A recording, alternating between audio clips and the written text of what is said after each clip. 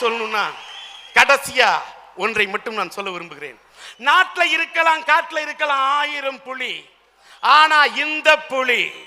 ஆனா இந்த புலி அட்ராக்ட் பண்ற புலி, அட்டாக் பண்ற புலி, அட்டகாசமான புலி, அசால்ட்டான புலி, அசத்தலான புலி, அசாத்திய புலி, அசுர புலி, அசரா புலி.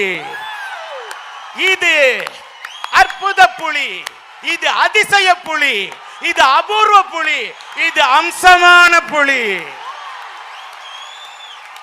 இது வாடாத புலி, இது வதங்காத புலி, இது வணங்காத புலி, இது வலிமையான புலி. இது சிறப்பான புலி, சிவப்பான புலி, செம்புலி, சீரும்புலி. இது அரும்புலி, இது பெரும்புலி, இது இளம்புலி, இது தமிழ் இனப்புலி. இது வீரப்புலி, இது விஜயப்புலி, இது வெட்டி புலி, இது வேட்டை புலி. இது கலைப்புலி, இது கலங்கா புலி, இது கலக்கலான புலி, இது களம் புகும் புலி. இது மணிப்புலி, இது தனிப்புலி, இது கவிப்புலி, இது வரிப்புலி, இது புறநானூற்று வரிப்புலி. இது சாதா புலி இல்ல, சரித்திரம் படைக்கும் புலி.